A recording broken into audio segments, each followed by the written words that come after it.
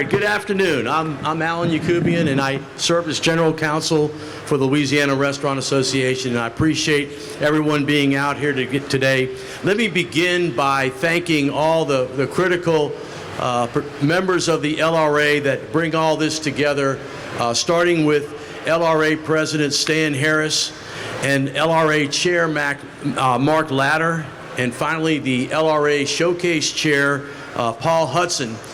I would be remiss if I didn't also recognize some of the really important members of the LRA that keep the trains running on time, and that'd be Wendy Warren, Pam St. Pierre, Brittany Ford, and their entire staff. So I want to thank them.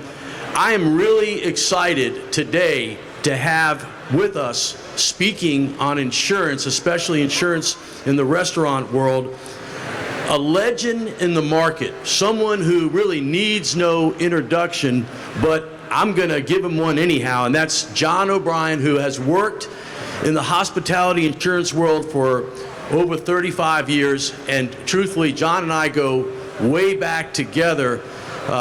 Every time there was a catastrophe, somehow John and I were involved, whether it was 9/11 or Hurricane Katrina. John, thank you so much for being a part of our group today. No, it's a real privilege, Alan. I thank you very much. We're here to help people. I've been doing it a long time, try to impart my knowledge to protect these restaurants. It's a complex world, getting more complex every day, and I appreciate being here to help people. Well, thank you. And last but not least, all the way to my right, to your left, is Andrew Davis, who is a star lawyer in our firm, who's been practicing law now for close to 15 years. And Andrew is really the individual that carried the weight on this, because he's the one that put together this PowerPoint presentation that we're going to go over with you in a few minutes. And so I want to thank Andrew for not only doing all the hard work and the heavy lifting, but being here today. Thank you, Alan. So let's go ahead and get the show on the road. The funny thing is that when we looked at this whole topic about how to bulletproof your business, what we realized from the start is that it really comes down to having a very, very gifted insurance expert, and that would be John, and I know that from experience, but also to have lawyers that can kind of tell you where the pitfalls are. Because I think that as we start with our first screen, we look at how basically the off-the-shelf insurance products don't really work today. And that's because there are too many novel theories for being able to recover money, and there's too many different risks involved that prevent us from really being in a position to just sell and deal with off-the-shelf insurance. So I think that was kind of like the start of our presentation, was to talk about some of the unique risks that confront restaurants and hospitality businesses as they go through their day-to-day operations. When we look at it, I think when I talk about unique risks and challenges, it starts off with the simple fact, if we look out here today at this showcase floor, you see all these people walking around.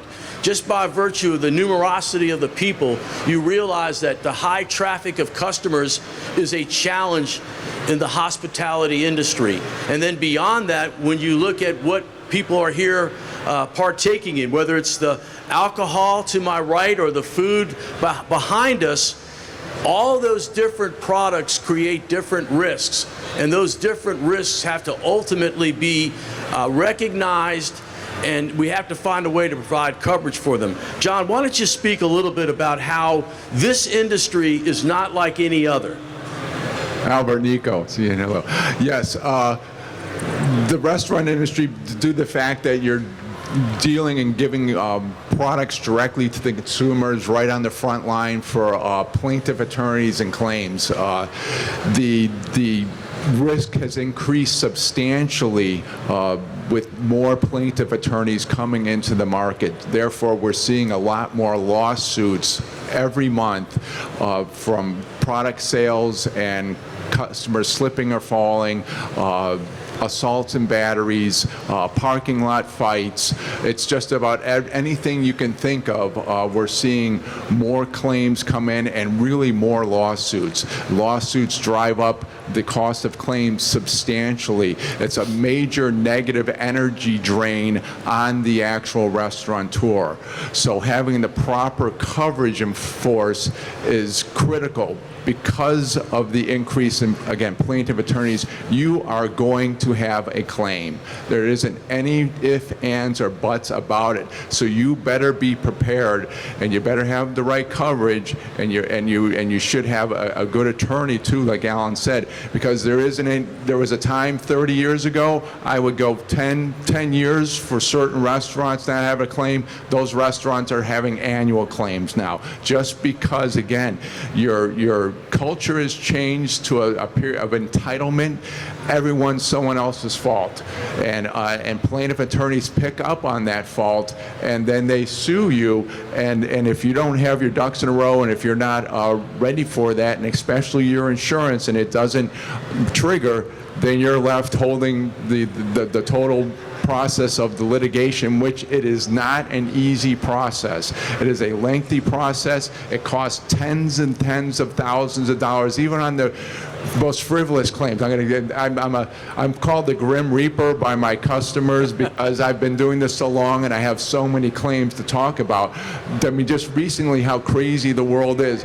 We received a lawsuit from a client who's in the dog care business, and the plaintiff alleged that the dog had PTSD, which is just unbelievable.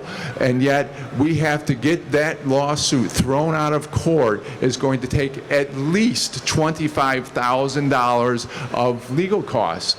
And so you have these frivolous lawsuits that come in, and if your coverage isn't correct or not prepared, it's going to cost you substantial $25,000 minimum. And that is the culture we're dealing with. Is that it's an entitlement culture, so you need to be prepared on the liability side. And then in property insurance, you are in the most complex property insurance market in the United States of America. I sell and distribute insurance from Los Angeles to Panama City, all over Texas, Florida, Georgia, Tennessee, California. Our property insurance is unbelievably complex. You need to have a great agent. Otherwise, when you have the claim, there isn't any about you are going to have a hurricane. Tropical storm is coming. Just don't know when. It is coming. So you. Here comes the Grim Reaper now. Yeah. So I've been through Katrina, Gustav. I've been doing it since 1989. So the big thing I can tell you is that you need to have a very good agent. There are so many exclusions on your property forms that you have to read. You have to have an agent review that. Otherwise, you probably won't have the best coverage you can produce without negotiating with your insurance agent. Yeah, we'll go through real quick the basic coverage forms that we're going to tell you can't just buy off the shelf. You can buy them, but they're not going to provide you with the coverage that you're going to need. But as we go through the presentation, you'll understand that. You've got basically, as John just referenced, you've got your general liability, you've got your property, you've got your business interruption, liquor liability, cyber risk, which we're talking about in detail, and then finally umbrella coverage. But the gaps in that coverage are the issues that allow for the bullets to get through. So, Andrew, why don't you talk a little bit about general liability, because I think that's the first one we wanted to really address. Okay, so general liability is basically coverage that protects against claims made by third parties. These are when customers are injured or when customers fall ill due to food-related issues. The coverage provides for medical bills, lawyers, and litigation fees. So, John, when you think about general liability coverage, I think before we got up here on the podium, you were mentioning to me how general liability coverage, it's assumed that you have coverage, but it's the exclusions that get everyone in trouble, right? That's correct. General liability insurance, the policy is designed in a very simplistic terms. That policy provides coverage for everything you can think of for bodily injury and property damage, except what's excluded. And it's my job to go through those exclusions and tell my clients what is excluded. General liability, our number one claim is slip and fall, and I can tell you that slip and fall claims used to be 10, 15,000. Slip and fall claims now run 50 to 250,000 apiece.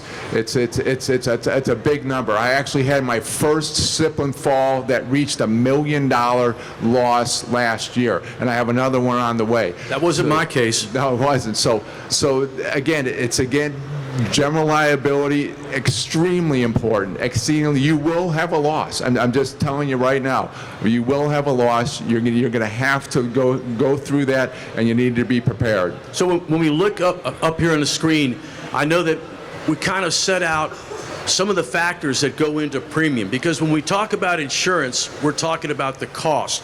So John, when you think about how premium is determined, I know we've got sales and revenues, we've got the policy limits that you're trying to afford, you've got a claims history or loss runs, location of the business, number of employees. Tell me, when you're helping a client and you're looking at the premium and the cost of insurance, what gets in the way? Yeah. The most general liability, the main driver of general liability is claims.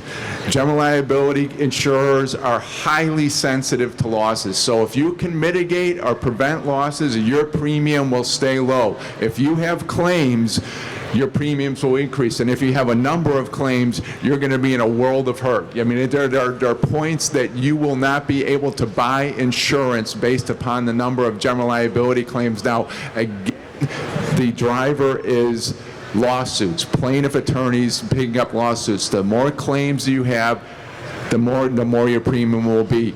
Then you have all of your mitigating factors. Do you have surveillance cameras? How long does your surveillance camera actually run? If it's over 90 days, you're going to get a credit. If it's under 90 days, you're not going to get a credit. Are you doing the bathroom checks? Do you have the checklist for the bathroom checks? Are you looking at your parking lot? Does your parking lot have any cracks? Does your parking lot have any holes? Those things be fixed. Insurance companies are becoming exceedingly sophisticated. They review your websites. They review your health insurance, your health inspections, which actually Louisiana is actually too good at it, because we have actually, if you have 2 violations, some of my best insurance companies will not give you a quote. And of course, we all know going through a health insurance inspection without a violation is almost impossible. So we kind of understand general liability insurance. That's going to be insurance that protects you against claims brought by third parties. So let's now move to first-party claims, property insurance. Andrew, why don't you start off? Give us a quick primer on property insurance. We all kind of know by virtue of the title what it's intended to cover. Property insurance is first-party claims that you make for yourself on your building, kitchen equipment, furniture, and inventory. These are damages resulting from hurricane winds and intrusion, fires, burglary, vandalism, but you may need additional coverage for specific types of damage, such as food spoilage, malfunctioning equipment. And if you're leasing your establishment, you're going to have to speak with your landlord to find out what the contract specifications are. So, John, I know that we were talking before we came up here, and John was telling me in his Grim Reaper voice that hurricane season is coming. We know that we're just starting to approach it as we head into August. So, John, when you think about property insurance, and if anybody has any doubt as to John's ability, these are the notes that he gave me that he might want to talk about. It's like 4 pages of serious detail. But talk to us about named storm deductibles and how's that trending now? Right. Named storm deductibles actually, for the first time since Ida, are actually trending down. So Named storm deductibles, again, before Ida, and this is I always tell my clients, before Ida, most people's named storm deductible is a percentage of what the limit you're insuring. So if you have $1 million limit, they were, in Ida, they were generally 2, maximum 3%. After Ida, everyone's named storm deductible went to 5. So people have not had a hurricane since Ida, so they're in for a rude awakening to how big their number is. So we went from basically, if you had $1 million, went from 20 to 50,000. And if you're talking 10 million, it went from 200,000 to 500,000. So those, when you renewed your property insurance this year in 2025, the deductible should have gone down. If it hasn't, you need to call your agent and get it done the next 10 days because hurricane season will be upon us. So it should have gone from 5 to 3, and rates are down for the first time since Ida. But Ida was a defining event for South Louisiana and actually the Gulf Coast because it changed hurricane terms. So I'm going to ask you one quick one. Wind speed options. Can you explain to us? We'll be quick about it, but what are wind speed options? There's policies called parametrics that we're filling in gaps. In other words, if a hurricane hits a Cat 1, you can buy a limit and it will pay you, let's say you bought a $1 million limit, it's easy, it will pay you 10% if a Cat 1 comes, 20% if a Cat 2 comes, 30% if a Cat 3 comes, or you can actually change those percentages to whatever you want. But there's no adjusting because they know you're going to have a loss. You're going to have business interruption loss, you're going to be closed, you'll have civil authority. So there's no adjusting, there's no deductibles, and we're using them to fund basically the named storm deductibles or those things that are no longer covered, such as food spoilage is exceedingly difficult to buy and very hard to, because you have to now have off-premises power failure transmission lines that are more than 5 miles. If your policy doesn't say it, you really don't have any coverage, which most people don't read. So we're funding those with wind speed. Andrew, let's go now to personal property insurance, and why don't you just give us a quick overlay as to what that covers? So this is distinguished from the building. This covers stoves, grills, ovens, other appliances, your air conditioning and refrigeration systems, electrical systems, your furniture, and your office and computer systems that are not even part of the restaurant. John, when you think about personal property insurance, what are some of the challenges that you have with your clients in terms of expectation versus reality? Yeah, I think the issue there generally is always how do you put a limit on your personal property insurance and what exactly is it? And the easiest way that I define it, if I told them you're moving out of this building today, everything that you could pick up and take with you is basically personal property insurance, and you need to give me the value for that.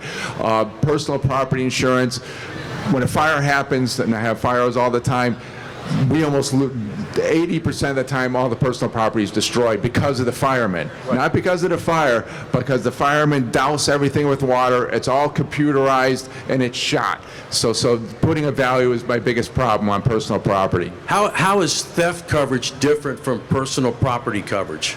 Well, theft coverage is included in personal property. The theft coverage of actual items would be included in personal property. Theft of money, securities, and those type of things is a separate coverage from personal property. All right, now I think the big topic for a lot of us is business interruption coverage, and I say that because when I look back at some of the catastrophes that we've experienced, probably starting with Hurricane Katrina and then moving on down the road to the BP oil spill in 2012. So let's start off by looking, Andrew, why don't you first go to business interruption coverage, and let's talk about that real quick in terms of what it provides coverage for and where some of the pitfalls are. So this is coverage for lost income and expenses resulting from a disaster that shuts your business down. The coverage provides for ongoing expenses, net income, profits, fixed costs, temporary relocation, and other additional expenses. Something you need to remember is, once again, ensure that there's provisions for electricity failures that include off-premises transmission lines and that policy deductibles are not just in dollar terms, they're in time periods. So if the time period is not satisfied, your business interruption policy may not be triggered. So, John, business interruption coverage, we could talk about it from now until this place shuts down this afternoon. What could you tell the audience that you think is most important to understand about business interruption coverage? The most important issue with business interruption, it reimburses your ongoing expenses. It's not replacement of revenue. It reimburses the ongoing expenses after the claim happens. So when you close, your operating expenses will probably be cut by at least 30% because you're going to let employees go. You're not going to keep your dishwashers. You're not going to keep certain places. And the insurance companies will not pay for that. So it's keeping you afloat financially by just paying your ongoing bills.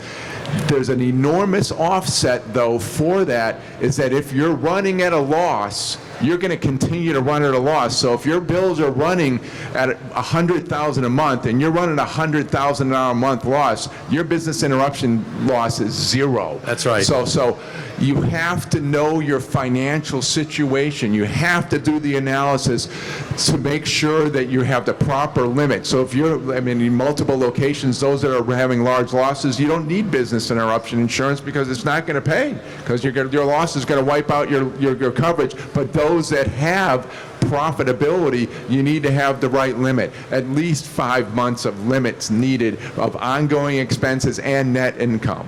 So when I think of John's career, I would say very nicely that John has never met a claim that he didn't think was covered. I'm not saying that it was covered, but I'd say that because John and I have had to not arm wrestle, but talk through why there may not be coverage.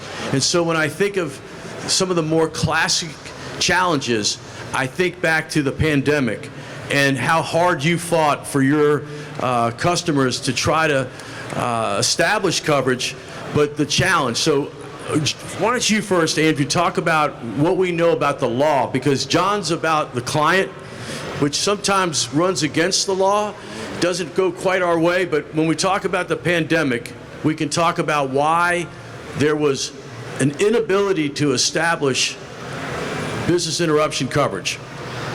So the main case in Louisiana is Cage and Conti versus certain underwriters of Lloyd's London. Initially, which was John, that was your, yeah, John's case, but John wasn't counsel of record. He was in the background pushing people hard, but that's a case that went all the way up to the Supreme Court. Cage and Conti owned Oceana Grill, and the Oceana Grill was initially limited to delivery and pickup orders. When those restrictions were lifted, they still had capacity restrictions.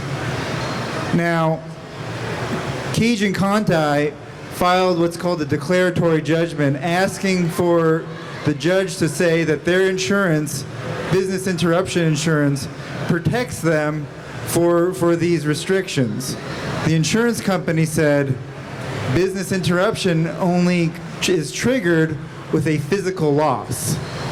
You have to have physical damage, which leads us to the next catastrophe that we all had to deal with, which was less than 8 months ago.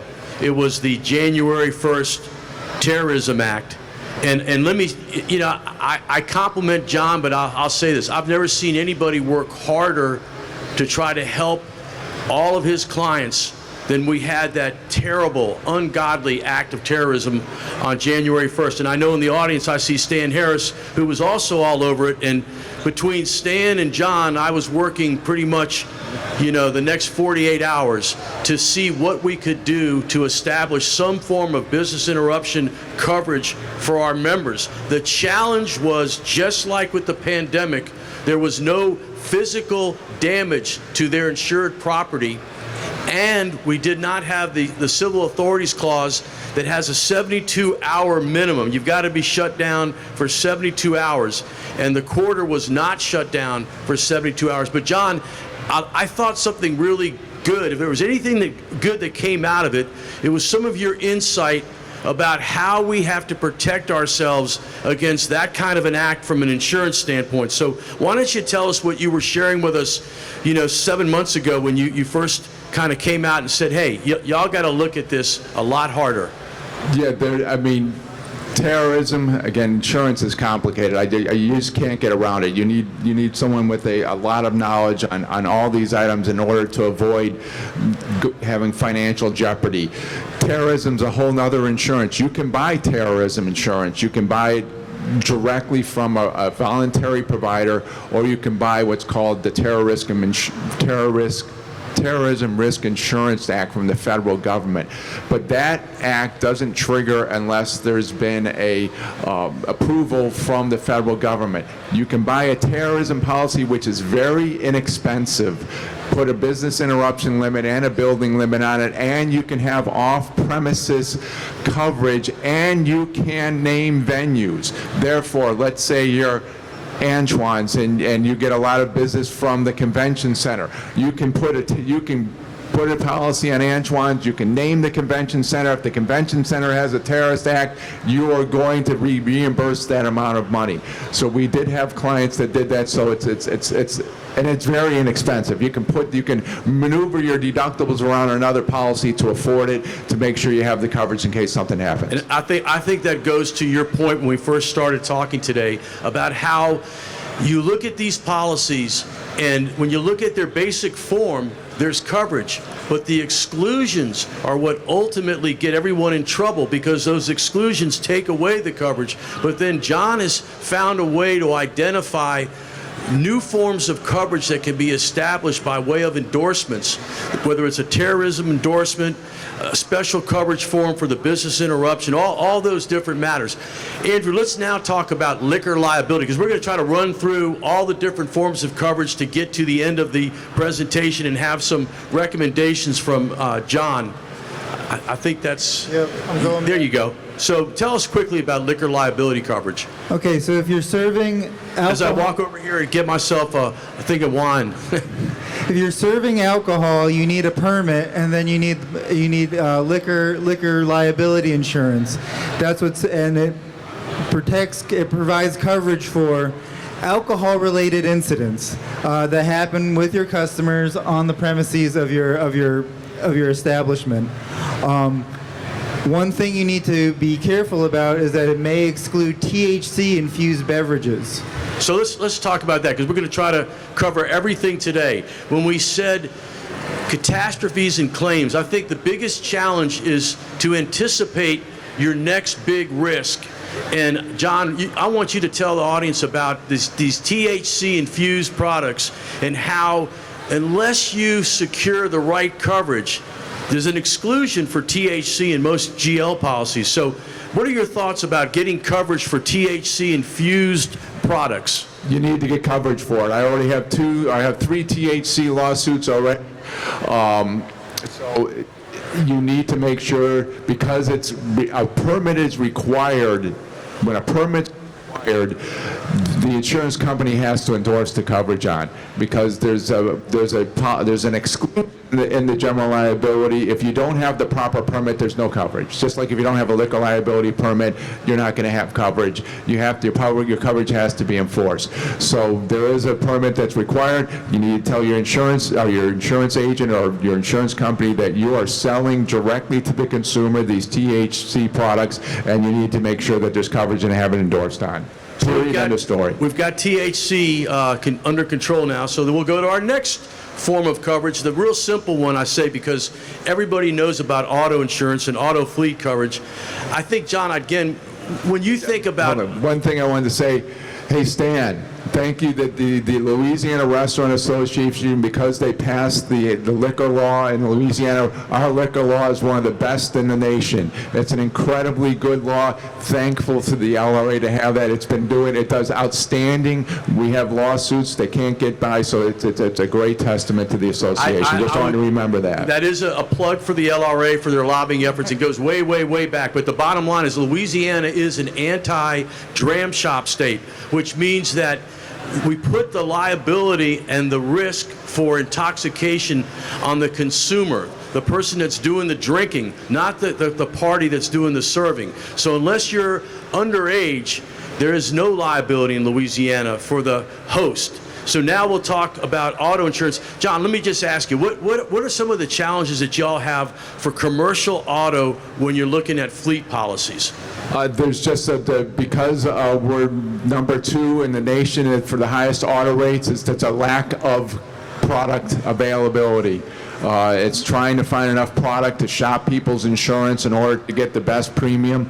It is strictly that we only have 3 to 4 insurance companies to choose from, and if you've had claims, you're going to end up in the what's called the excess insurance market, which is going to be just poor policies at a very expensive cost. So that's the issue, is we have lack of capacity to sell product. All right, so now I don't want to put everybody to sleep because we're going through all these coverage forms.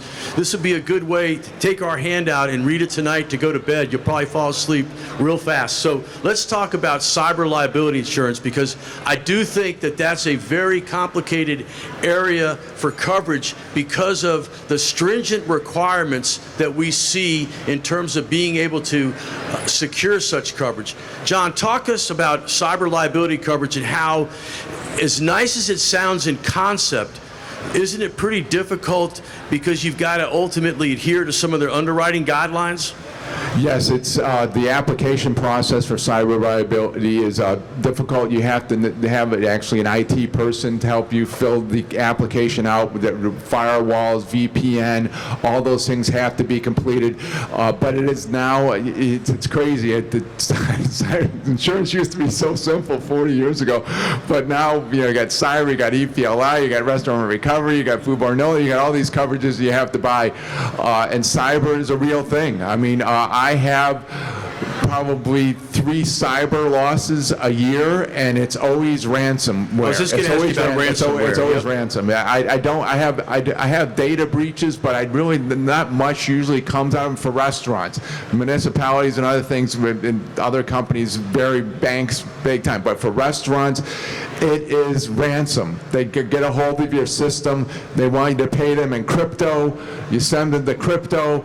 It's not enough. They want another crypto. So if you don't have the insurance, you're going to be paying a lot of crypto, or they're going to blow your system up. I just had one 2 months ago, actually, small restaurant in New Orleans, and they paid the crypto and they didn't let it go, and they wanted to do it again, so they burned the whole system. We had to buy a new system. No, I think that when we look at the future of business insurance, cyber liability coverage to me is the biggest challenge, because it's constantly changing in terms of their ability to have these invisible bullets, if you will. They can get in. Yeah, they can get in. There's 5, 7 countries. Anyone in that country can get into any system. Israel, the United States, UK, China. They want to get in, they're getting in. There's nothing, no stop. They can't stop it. So again, the Grim Reapers just weighed in on cyber liability insurance. Andrew, any thoughts about cyber liability coverage? Going depressed. Just one other thing. You might see on their social engineering fraud.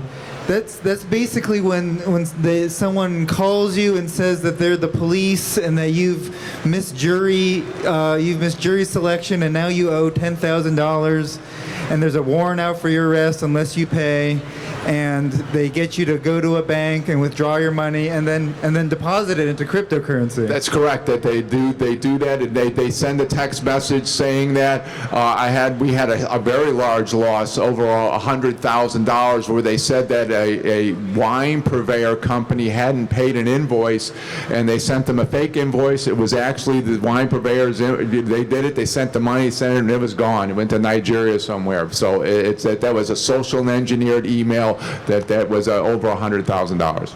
All right, let's talk now about umbrella insurance, because I think John was talking about the rise in $1 million plus cases, and plaintiffs' lawyers making demands for policy limits. Andrew, tell us first, just by way of definition, what is umbrella insurance? Umbrella insurance is excess liability insurance. In other words, property damage, business bodily injury, liquor liability. It provides another layer of coverage to defend large losses. Large losses in the restaurant business are generally going to be assault and battery losses. That's shootings, stabbings, fights, rapes. And they happen monthly, happens all the time. And one of those losses is going to be over $1 million, bar none. They actually go in the $10, $15 million range. And this umbrella provides that extra liability limit. So A, you don't have to turn the keys over to a plaintiff attorney, or that you don't have to take all the money out of the LLC savings and pay those losses. When you're helping a client place umbrella coverage, what challenges do you see? What are some of the pitfalls with placing the umbrella coverage? Again, it's all about reading that policy form again and what the exclusions are in that policy, and that policy actually has to mimic and duplicate exactly the lower underlying policies, auto, general liability, liquor liability, coverage. So it's a dot the I, cross the T. That's the business we're in. You don't dot the I, cross the T, you could be out of the coverage, and then you're in a world of hurt, and there's going to be massive negative energy in your organization, because dealing with lawsuits, as you know, is hundreds of hours, thousands of hours to defend and get out of them. When you see these umbrella policies, how often is the umbrella insurer different from the primary insurer as far as the name of the company? In Louisiana, in southern Louisiana, probably 70% of the time. I mean, They don't want to write it? Because they don't want to write it. The underlying company won't want to write an additional limit, because there's so much risk involved. So you have to get a separate one. Generally, people like Ford, AmTrust, Berkshire, AmGuard will provide that coverage, but again, you're going to go through a lot of underwriting for them to do that. All right, so let's look at, I think I had a screen come up. Yeah, so when we look at some of the major weak spots, and we can stay on that, Andrew, we can go back to that slide. John and I talked about it. When John and I first started to do things collaboratively, I think it goes back to 9/11, when we were dealing with terrorism and some of the challenges, because as John said, there's a presumption that it's covered, but the challenge is the exclusion, and we learned very quickly after 9/11 that terrorism exclusion was going to be a big problem. Talk to us just about terrorism claims, because it was a challenge way back then, and only, like I said, 7 months ago, it was a challenge. Yeah, the terrorism claim issue, what I tell my clients, it's probably a 90% probability your location's not going to be damaged. But if someone blew up the Superdome, you're going to have your revenues are going to go around. They're going to evaporate. Someone blows up the convention center, your revenues are going to evaporate. Someone blows up the New Orleans airport. In this case, 9/11 had a profound effect on all of the restaurants in greater New Orleans. 9/11, I would say, I mean, literally, remember, they shut down all the airports. No one can fly. The convention business basically stopped. So that was an off-premises loss. And if your policy isn't structured correctly for off-premises losses, you have no coverage and you're going to eat it. Do you want to mention about TRIA and how it really didn't, we thought that the Terrorism Risk Insurance Act, from my understanding, there hasn't been one terrorism act that's been certified. They never certified. It's crazy. So there's a whole voluntary market for terrorism. You can buy it through the Terrorism Risk Insurance Act through the federal government. They've never certified an act. It's political. No administration wants to have a terrorist act on their record. So it's going to have to be a pretty big loss. It's going to have to be out of 9/11. We'll see. We're hoping that the terrorist act that happened in New Orleans, which was a tragedy of biblical proportion, is going to be maybe approved because he was acting in a motivated way for a terrorist organization. So the next big catastrophe that we all dealt with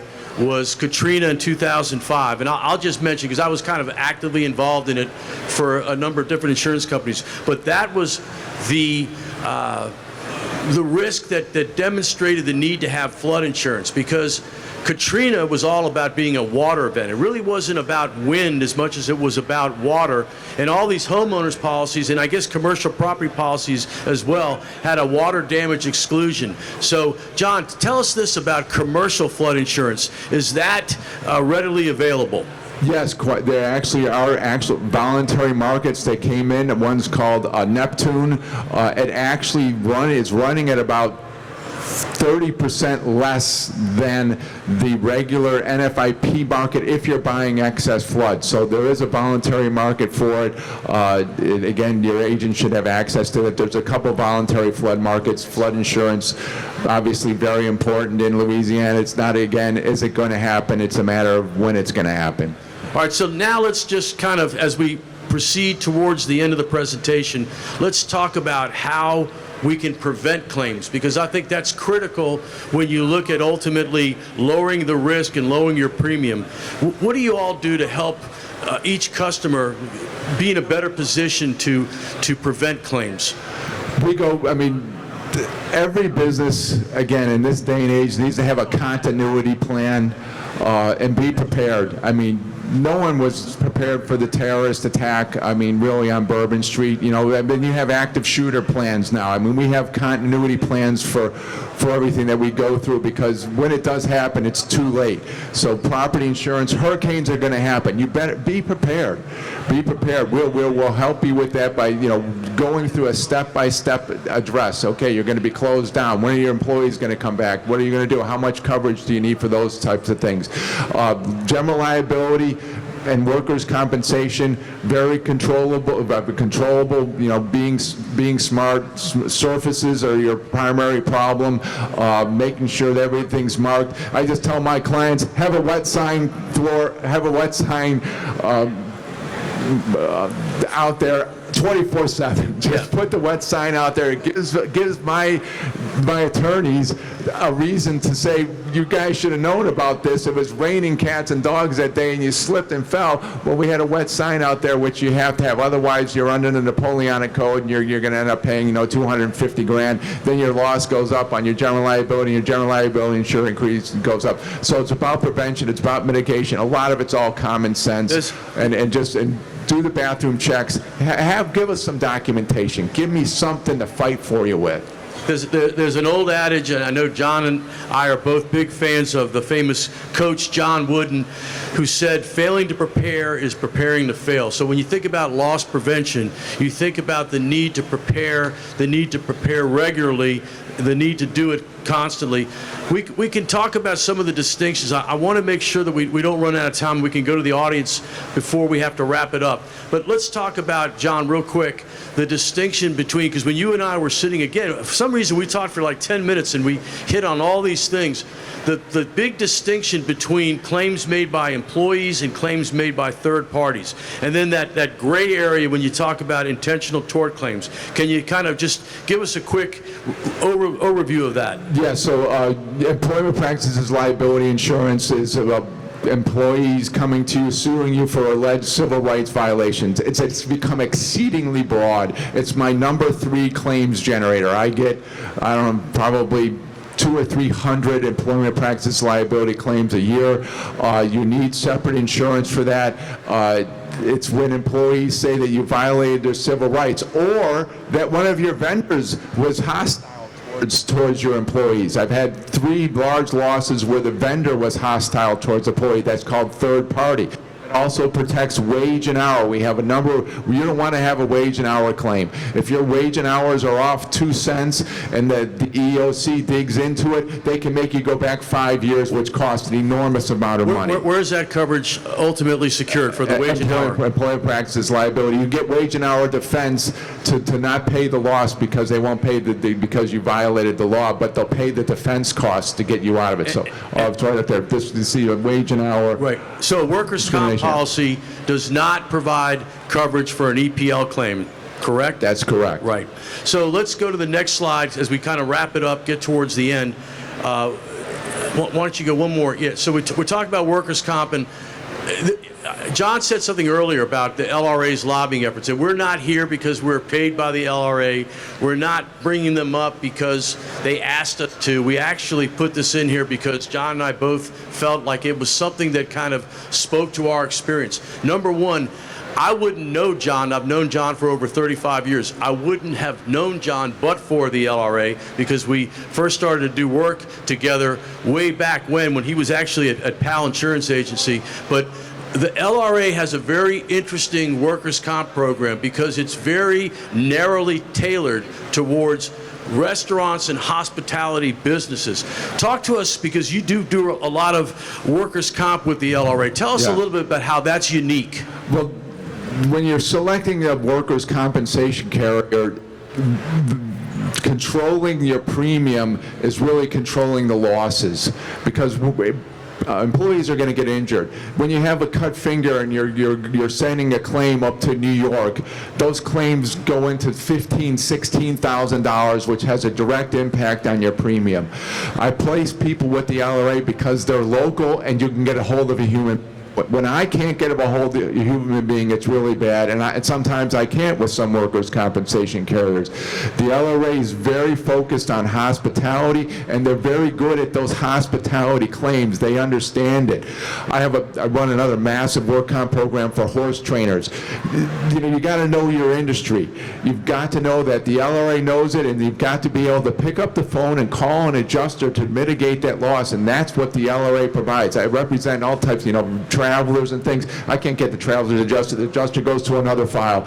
Those types of things. And it's more than just paying the premium, because ultimately you're going to have a loss, and those losses affect your experience modification, which increases your premium, and it's someone you got to be able to talk to control the claims, and the LRA is there for them. John, I kind of noticed that we're getting close to the end, because all of a sudden the room is starting to fill up, but not really because of our presentation, but because of the next speaker. But I'm okay with that. At least I know someone's listening, because I heard someone laugh back there. So we recognize that, and I'm actually a big John Foles fan. So I guess it's good that I can say that I was, we were the warm-up act for him. So with that said, we'll just leave with this.